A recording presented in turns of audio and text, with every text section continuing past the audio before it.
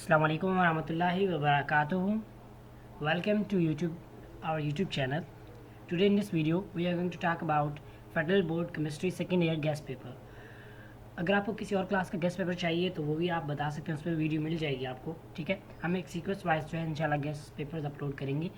और इसके अलावा जो है जितने हमारे गेस्ट पेपर्स होते हैं वो मैक्सिमम मैच करते हैं। ठीक है, तो अब ये होता है कि उसका कोई इलीगल सोर्स हम नहीं यूज़ करते, बल्कि जो डिफरेंट पास पेपर्स होते हैं, जो मॉडल पेपर्स होते हैं, ठीक है, उनको हम यूज़ करते उसमें से एनालिसिस करते हैं और फिर एनालिसिस के बाद जो भी एक प्रॉपर प्लान बनता है वो आपसे शेयर करते हैं। ठीक है, अच्छा, इसमें यह है कि स्टूडेंट बहुत कंफ्यूज है, क्योंकि कुछ चीज़ें ऐसी हैं जो, जिस तरह कि फॉर एग्जांपल केमिस्ट्री की बात करें तो इसके जो कुछ कार्बोक्सिलिक एसिड, या मतलब फॉर एग्जांपल मैं आपको एग्जांपल दे रहा हूँ, कार्बोक्सिलिक एसिड हो गया या एल्डिहाइड कीटोन, कुछ चैप्टर्स ऐसे हैं जो कि आप करते हैं तो आप चीज़ें जो है वो मिक्सअप हो जाती हैं। ठीक है, तो एक तो आप थोड़ा सा कोशिश करें इनको अच्छे से कर लें, क्योंकि इन्हीं में से आपको ज़्यादा एमसीक्यूज़ आते हैं और एमसीक्यूज़ आपके रॉन्ग हो सकते हैं, जो कि आपको ज़्यादा मसला कर सकते हैं। ठीक है, अच्छा, इनको हम डिस्कस करते हैं चैप्टर वाइज, तो वीडियो को अंत तक देखें।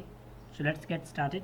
स्टार्ट करने से पहले आपसे एक रिक्वेस्ट है कि हमारे चैनल को सब्सक्राइब कर लें, साथ मौजूद बेल आइकन पे भी क्लिक कर दें ताकि न्यू से न्यू आने वाली वीडियो आपको बर वक्त मिलती रहे। So let's get started. और हमारे पास ये जो है एक मेरे पास नोटिफाइड फॉर्म है, हम ज़रा इसको देख लेते हैं, इसमें से मुक कर लेते हैं।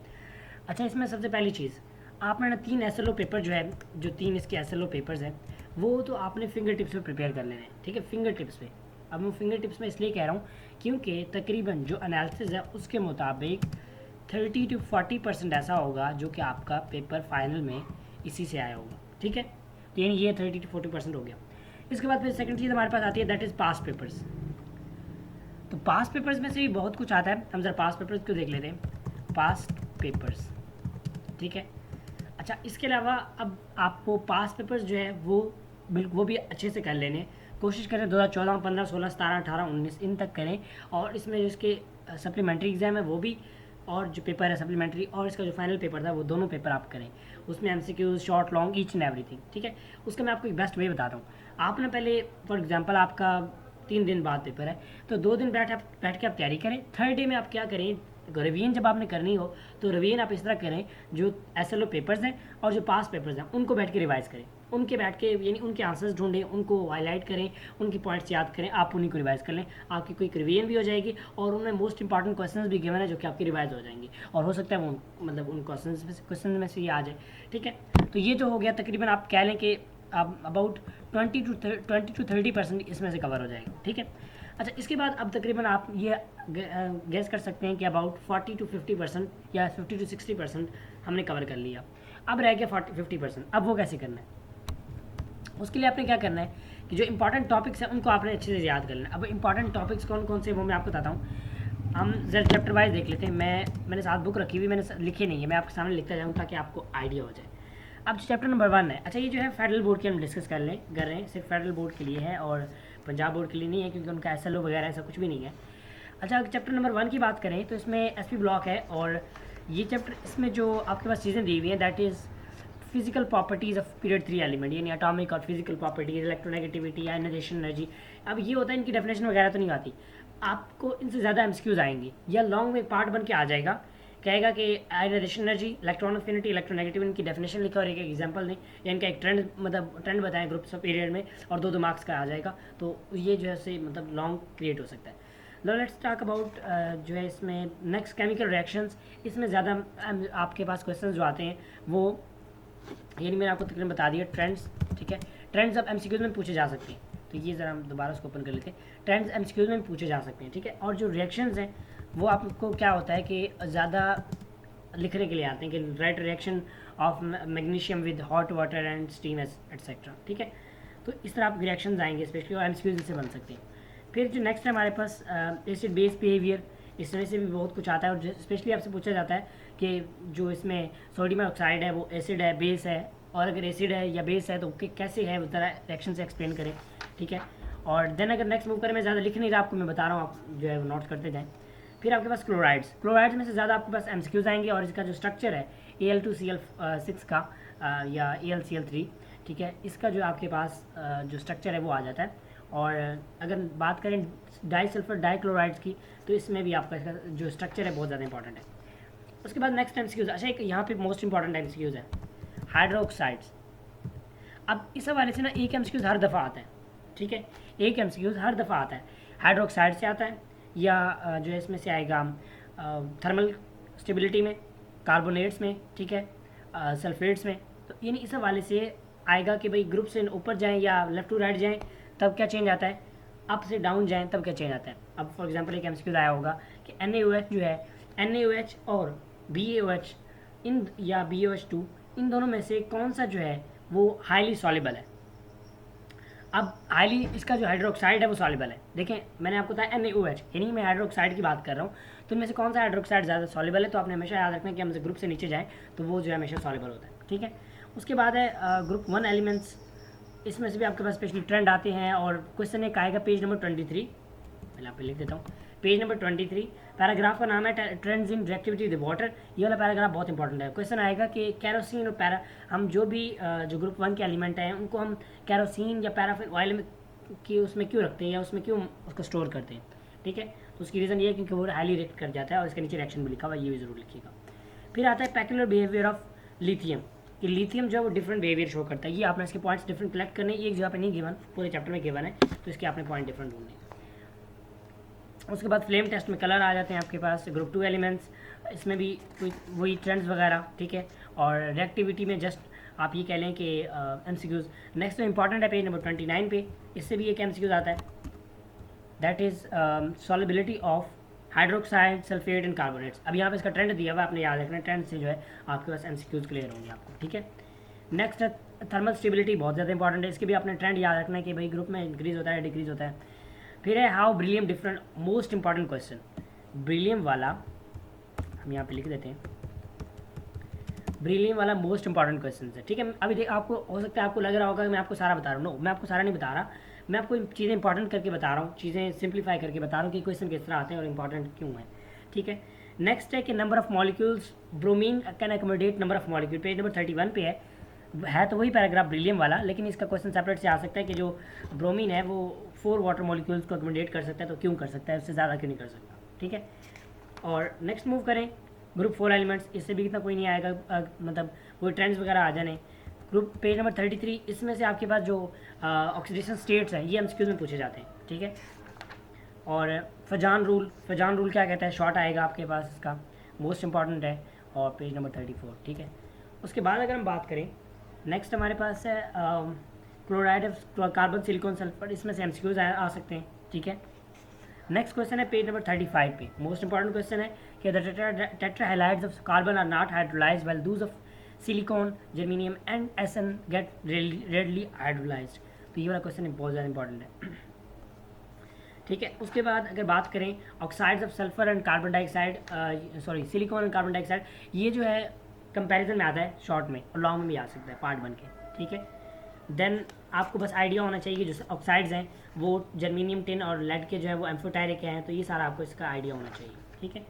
ग्रुप 7 के एलिमेंट्स जस्ट सिंपली ट्रेंड्स के बाद, और आपके पास जो मेनली इंपॉर्टेंट है इसमें वो ये है कि highlight and reducing agent and trends in reducing agent, यानी HI जो है वो सबसे ज़्यादा हाईली रिड्यूसिंग एजेंट है। तो उसकी रीज़न क्या है, उसकी रीज़न ये है क्योंकि वो जो I है, आयोडाइड है, वो साइज में इंक्रीज़ कर जाता है, जिसकी वजह से जो है वो इलेक्ट्रॉन पे, जो वेलेंस सेल में इलेक्ट्रॉन होते हैं उस पर न्यूक्लियस का इफेक्ट कम हो जाता है और वो न्यूक्लियस से आराम से निकल जाते हैं। उसके बाद इंपॉर्टेंट चीज़ कि आपने हर चैप्टर के क्विज़ेस को और एक्सरसाइज को तो छोड़ना ही नहीं है, ठीक है। यानी अगर आप ये वाला छोड़ भी देते हैं, ये वाला पोर्शन छोड़ भी देते हैं, तो आप ये कह लें कि 10 से 20 या 30 मार्क्स तक आपके डिडक्ट हो जाएंगे, लेकिन ये वाला पोर्शन तो आपने छोड़ना नहीं है। क्विज़ेस और एक्सरसाइज क्वेश्चन आपने बिल्कुल नहीं छोड़ने, ठीक है। की पॉइंट्स को रीड कर लिया करें, एमसीक्यूज आते रहते हैं। एक्सरसाइज का मैंने आपको बता दिया। चैप्टर 2 की बात करते हैं, अब चलते हैं चैप्टर 2 की तरफ। हो सकता है वीडियो थोड़ी लंबी हो जाए, लेकिन हमने क्या करना है कि कवर सारा करना है, सो ठीक है। अच्छा, उसके बाद हम बात करते हैं कितने 9 मिनट की वीडियो बन के, चले मैं कोशिश करता हूँ जल्दी वाइंड अप करूँ, ठीक है। मैं आपको जल्द से ओवर मैं हर चैप्टर की एक्सरसाइज और क्विज़ वो तो करने हैं, वो छोड़ने नहीं है। मैं आपको बार बार नहीं बताता, बस एक दफ़ा बता दिया, आपको क्लियर हो जाना चाहिए। क्वेश्चन पहला आएगा पेज नंबर 47 पे, what are typical non typical transition elements, ठीक है। फिर आएगा क्वेश्चन आपके पास कि वेरिएबल ऑक्सीडेशन स्टेट, बल्कि ये इतना नहीं आता, हाँ बल्कि आता है कि सबसे ज़्यादा वेरिएबल ऑक्सीडेशन स्टेट किसकी है, तो वो मैग्नीज की है, +7 तक चला जाता है। फिर आपके पास आएगा catalytic activity, most important question, catalytic activity. ये वाला टॉपिक बहुत ज़्यादा इंपॉर्टेंट है, मैग्नेटिक बिहेवियर वाला तो इतना इंपॉर्टेंट है, लेकिन ज़्यादा उसमें से उसका न्यूमेरिकल क्वेश्चन आएगा, यानी फॉर एग्जांपल कहेगा आपके पास आयरन दिया हुआ है, उसका अटॉमिक नंबर ये है, उसका मैग्नेटॉन जो है बोर मैग्नेटॉन, वो फार्मूला यूज़ करते हुए आप उसकी वैल्यू फाइंड करें, ठीक है, मैग्नेटिक मूवमेंट उसकी फाइंड करें। फिर आएगा अलॉय फॉर्मेशन। अलॉय फॉर्मेशन में से एमसीक्यूज आते हैं कि ब्रास की कॉम्बिनेशन कौन कौन सी है, ब्रॉन्ज की कहाँ कहाँ यूज़ होते हैं, ठीक है। देन नेक्स्ट है कोऑर्डिनेशन कंपाउंड। डेफिनेशन बहुत कम आती है, आ जाती है लेकिन कम आती है, लेकिन स्पेशली जो आता है वो इसके पार्ट्स आते हैं कि parts of complex compound on basis of ions, ठीक है। ये component of complex compound most important. और क्वेश्चन आता है कि व्हाट आर लिगेंड्स, बहुत दफ़ा 3 दफ़ा रिपीट हो चुका है, ठीक है, पास पेपर मैंने देखा, एसएलओ में मैंने देखा, तो ये भी आपने मतलब इसको अच्छे से कर लेना। कोऑर्डिनेशन नंबर का जो है आपके पास एमसीक्यूज आता है, ठीक है। आप अगर एसएलओ पेपर उठा के देखें तो उसमें आपको ये मिल जाएगा, बहुत दफ़ा रिपीट हुआ है। नोमेनक्लेचर खास इतना लिखने को तो नहीं आता, लेकिन आपको मतलब माइंड में होना चाहिए कि नोमेनक्लेचर कहते कैसे हैं। आपको कोई कंपाउंड दे देगा एमसीक्यूज में, कॉम्प्लेक्स कंपाउंड, और पूछेगा इसकी नेमिंग करें, ठीक है। Then shape of ion with most important MCQs में आता है। नेक्स्ट है what is depletion, most important, ठीक है, ये शॉर्ट बहुत ज़्यादा रिपीट होता है, तो ये भी आपको अच्छे से तैयार होना चाहिए।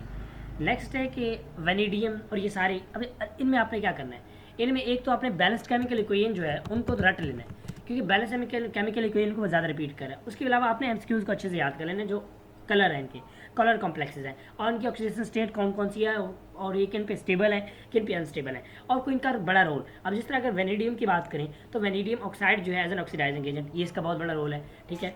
और इसके अलावा vanadium oxide as a catalyst, तो 2 रोल इसके बन जाते हैं, ठीक है। तो ये आपने यहाँ पे याद रखना है कि ये एज अ कैटलिस्ट भी यूज़ होता है और ऑक्सीडाइजिंग एजेंट के तौर पर यूज़ होता है, मेनली आपके पास इसी से क्वेश्चन आएगा। फिर क्रोमियम की बात करें, इसमें how you can convert chromium 3 into chromium 6, एक ये आ सकता है कि देन आपके पास आ सकता है right reaction of chromium with zinc acid, ठीक है, इन दोनों के साथ रिएक्शन, बैलेंस केमिकल कोई, ये आपने याद रखना है। Potassium dichromate as an oxidising agent, most important, ठीक है, शॉर्ट में आ जाएगा। देन है आपके पास रिएक्शन विद ऑक्सैलिक एसिड और रिएक्शन विद मोहर साल्ट, बहुत दफ़ा रिपीट हुआ है, अगर आप एसएलओ पेपर देखें तो उसमें से इन टॉपिक्स में से हमेशा यही 2 आए हैं, मोहर साल्ट और ऑक्सैलिक एसिड, और हमेशा यही कहता है कि बैलेंस केमिकल को ये लिखें। देन है मैग्नीज का KMnO4 as an oxidising agent, इससे आगे जितना भी एंड तक यह बहुत ज़्यादा इंपॉर्टेंट है, ठीक है। बाकी इसकी ऑक्सीडेशन स्टेट्स कौन सी है वो आपको आइडिया होना चाहिए। आयरन का रोल एज ए कैटलिस्ट के तौर पे काम करता है, ठीक है। और आयरन जो है वो सोडियम आयोडाइड के साथ कैसा रिएक्ट करता है, और इसके अलावा how can we test iron 2 from iron 3, तो उसके लिए आज जो लास्ट रिएक्शन है, reaction of iron with thiocyanate, क्योंकि ये सिर्फ जो है वो आयरन 3 देता है, आयरन 2 नहीं देता, जिसकी वजह से हमें आइडिया हो जाता है कि ये आयरन 2 है या 3 है। नेक्स्ट है कॉपर वाले में आपका जो क्वेश्चन आएगा वो आएगा ammonia as a ligand and ammonia as a base, इसको एक्सप्लेन करें, ठीक है। That's all. एमसीक्यूज हो गए, एक्सरसाइज होगी, की पॉइंट्स आपने कर लेने और एक्सरसाइज कर लेनी है। चैप्टर 3 की बात करते हैं। चैप्टर 3 में क्या है कि चैप्टर 3 में अगर आप देखें सिंपली इसमें ऑर्गेनिक कंपाउंड्स चैप्टर और एमसीक्यू ज़्यादा आएंगे इसमें से, ठीक है। कैरेक्टरिस्टिक ऑफ ऑर्गेनिक कंपाउंड, ये वाला लॉन्ग बन के आ सकता है। फंक्शनल ग्रुप शॉर्ट में, ठीक है। होमोलोगस शॉर्ट में। डिटेक्शन ऑफ एलिमेंट, इनमें से कोई एक उठा के दे देगा या कहेगा प्रिपरेशन ऑफ लेजाइन सोल्यूशन। और इसके अलावा कलर कॉम्प्लेक्सेस का पूछ सकता है कि भाई जब आपके पास नाइट्रोजन और सल्फर प्रेजेंट हो तो कौन सा कलर आता है, उसमें ब्लड रेड पीपीटी कलर आता है। एक्सरसाइज आपने कर लेनी है। देन आपके पास चैप्टर नंबर 4 आता है, हाइड्रोकार्बन।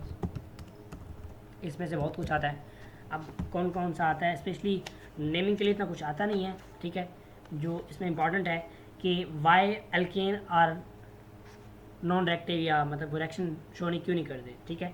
और जो पॉसिबल आइसोमर्स हैं इसके वाले से एमसीक्यूज आता है कि अब ब्यूटेन के कितने पॉसिबल, मतलब C4 के कितने पॉसिबल आइसोमर्स हैं, C5 के कितने हैं, ठीक है। और then radical substitution reaction most important है, क्योंकि इसका एक ही रिएक्शन है और ये बहुत ज़्यादा इंपॉर्टेंट है, ठीक है। लॉन्ग में भी आया हुआ, अगर आप उठा के देख लें।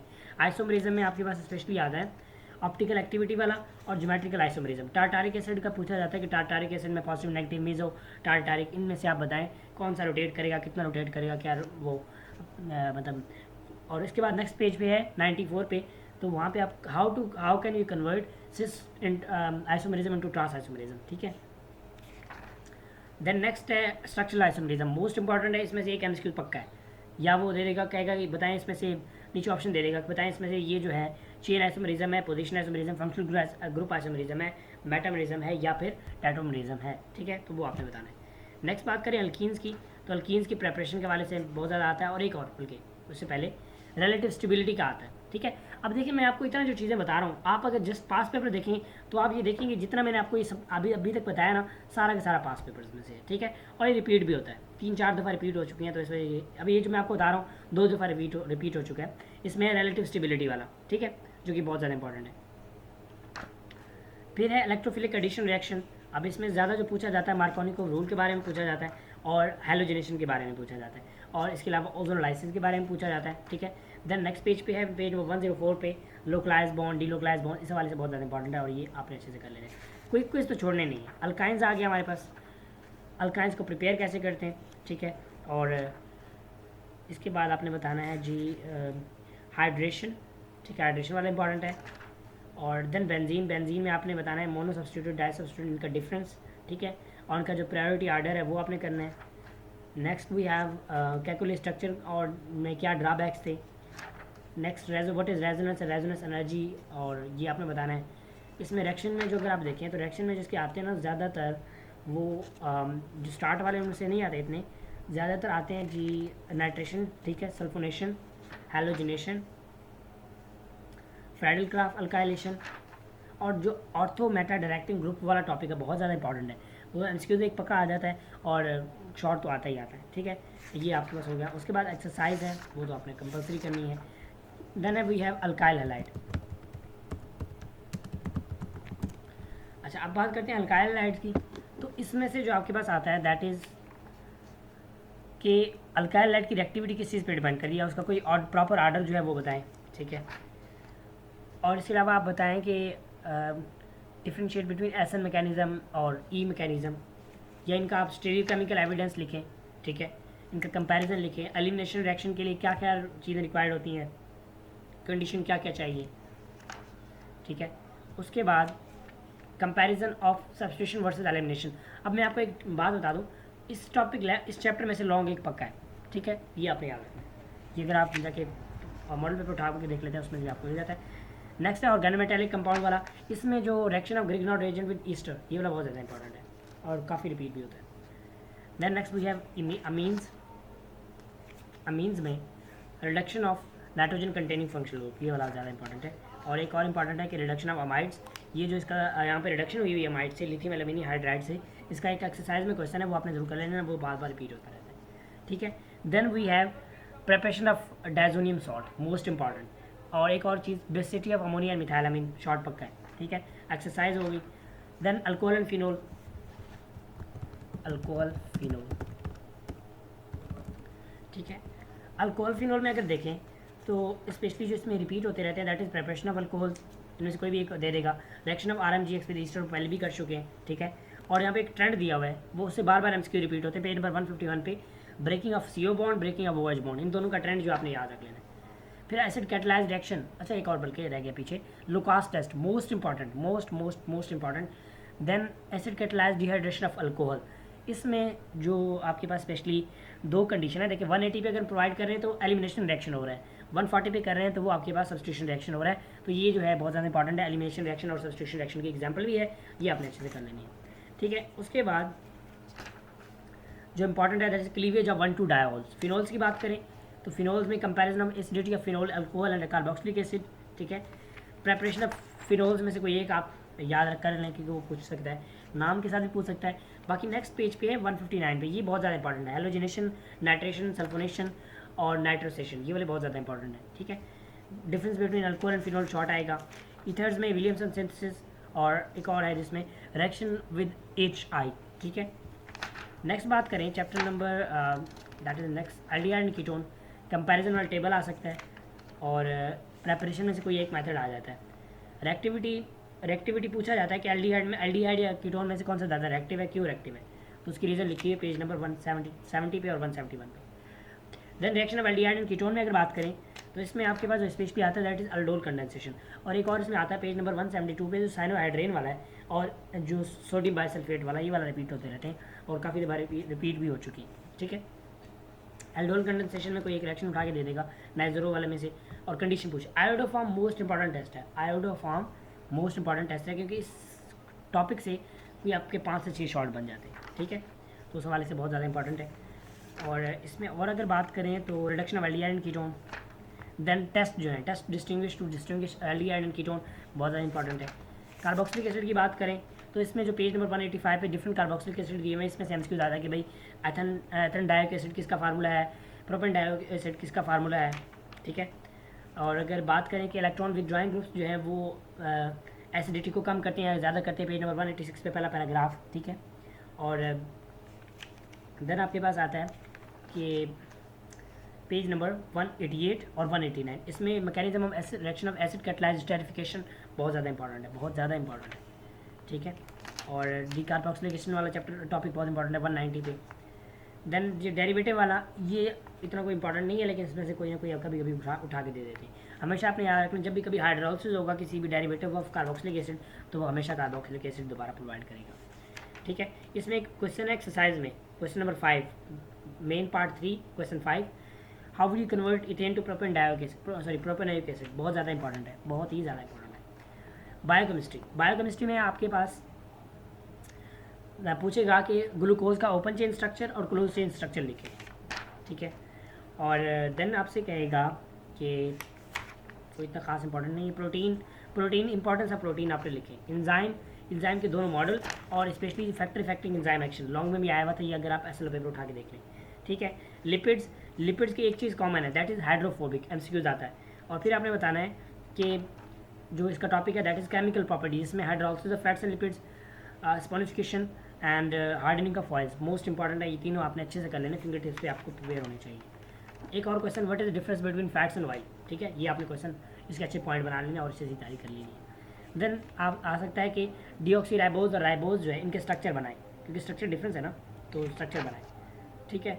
और देन जो मिनरल ऑफ बायोलॉजिकल सिग्निफिकेंस है, ये आप पढ़ लें, एक दफ़ा अच्छे से पढ़ लें ताकि आपको चीज़ें क्लियर एमसीक्यूज आ जाता है। इसमें ज़्यादा रिपीट होता है वो जिंक वाला है, जिंक वाला आपने अच्छे से याद कर लेना। एक्सरसाइज और वो तो आपने छोड़ा है। इंडस्ट्रियल केमिस्ट्री में अगर बात करें तो इंडस्ट्रियल केमिस्ट्री के 2 type, inorganic chemical industry, organic, heavy organic और लाइट वाली। डाइज में से अगर देखें, डाइज वाला बहुत इंपॉर्टेंट टॉपिक है, डाइज वाला मोस्ट इंपॉर्टेंट है। और इसमें स्पेशली जो इंपॉर्टेंट है that is modern dyes, wet dyes, और बस ये हेयर डाइज भी आ जाता है, ठीक है। डाइज वाला तो आपने छोड़ना नहीं है। पेस्टिसाइड वन टाइम रीड कर ले, डेफिनेशन है। पेट्रोकेमिकल, इसमें इंपॉर्टेंट जो है दैट इज फ्रैक्शनल डिस्टिलेशन वाला टॉपिक, जितना भी ये सारा इंपॉर्टेंट है। सिंथेटिक पॉलीमर्स, इसमें कंडेंसेशन पॉलीमर्स और एडिशन पॉलीमर मोस्ट इंपॉर्टेंट है, लेकिन जो ज़्यादा रिपीट होता है that is polyvinyl chloride formation and nylon 6,6 formation, ठीक है। कॉस्मेटिक इंडस्ट्री, इसमें शॉर्ट तो कम ही आते, लेकिन स्पेशली आपने याद रखने कि फिल्म फॉर्मिंग एजेंट कौन सा है, नाइट्रोसेलुलोज, नेल पॉलिश रिमूवर कौन सा है, ठीक है। एडहेसिव्स में से जस्ट एक बार रीड कर लें और उसकी टाइप्स को रीड कर लें, शॉर्ट में आता है लेकिन ज़्यादा एमसीक्यूज में इसके रिपीट होते रहते हैं। एनवायरमेंटल केमिस्ट्री है, इसमें पेज नंबर 233 पे differentiate between reducing smoke and oxidising smoke, ठीक है। और देन आपके पास एसिड रेन इंपॉर्टेंट है, और इसमें अगर देखें ग्लोबल वार्मिंग इंपॉर्टेंट है, इसमें कार्बन डाइऑक्साइड का रोल जो है। कैटालिटिक कन्वर्टर, ये इंपॉर्टेंट है, बहुत ज़्यादा 2 दफ़ा रिपीट हो चुका है। और इसमें जो लेड ऑक्साइड है, इसमें tetramethyl lead, sorry tetraethyl lead, ये वाला इंपॉर्टेंट है, ठीक है। इसका जो रोल है कि ये कैसे हार्मफुल है और कैसे मतलब यूज़फुल भी है और हार्मफुल भी है, तो बताएं कैसे है, ठीक है। और देन ओजोन डिप्लीशन और ओजोन फॉर्मेशन, आगे इसके अलावा कुछ भी नहीं है, बस रीडिंग मटेरियल है। और यहाँ पे जो एक और टेबल बना है 243 पे, COD, BOD, बायोलॉजिकल, बायोकेमिकल, ये आपने टेबल याद कर लेना अच्छे से। देखिए अगर आप उसका वो याद कर लेते हैं, कोई क्विज याद कर लेते हैं, तो उससे तकरीबन आपका टॉपिक कवर हो जाता है, ठीक है। तो यानी आप ये समझ लें कि आपको टेंशन लेने की ज़रूरत नहीं कि अगर आप कुछ छोड़ रहे हैं तो आपका उसमें कवर होता जा रहा है। एनालिटिकल केमिस्ट्री में इसमें जो ज़्यादा रिपीट होता है वो प्रॉब्लम क्वेश्चन होता है, जो पेज नंबर 250 पे गिवन है, ठीक है। उसके बाद रिपीट होता है जी IR MCQs में, UV लॉन्ग क्वेश्चन में, न्यूक्लियर मैग्नेटिक ये भी लॉन्ग में, व्हाट इज़ TMS शॉर्ट में, और TMS की प्रॉपर्टीज़ बुक में कभी लिखी हुई आपने एक्स्ट्रा लिखनी है, ठीक है। केमिकल शिफ्ट समटाइम आता रहता है। एटॉमिक एमिशन, एटॉमिक अब्जॉर्प्शन में डिफ्रेंशिएट करें, इनकी यूजेज लिखें, और मैक्स स्पेक्ट्रोग्राफी जो है इसका पूरा लॉन्ग आ जाता है, ठीक है। तो उम्मीद करता हूँ आपको चीज़ें क्लियर हो गई होंगी। एक्सरसाइज और ये चीज़ें तो आपने छोड़नी नहीं, ठीक है। तो ये था हमारा पूरे बुक का एक ब्रीफ ओवरव्यू, और ये मतलब अगर आपका कोई प्री बोर्ड हो रहा है उसके लिए भी वैलिड है, फाइनल एग्जाम हो रहे हैं तो उसके लिए भी वैलिड है। बहुत ज़्यादा इंपॉर्टेंट है, इसको अच्छे से आप याद करें, इसको मतलब इसके पॉइंट्स बनाएं, ठीक है। तो बाकी उम्मीद है कि आपको मेरी बात क्लियर होगी। कोई क्वेश्चन हो तो आप पूछ सकते हैं, ठीक है। और अगर आप किसी और सब्जेक्ट का गेस्ट पेपर चाहते हैं तो let me know in the comment section. I will be there in the next video. Thank you so much for watching the video.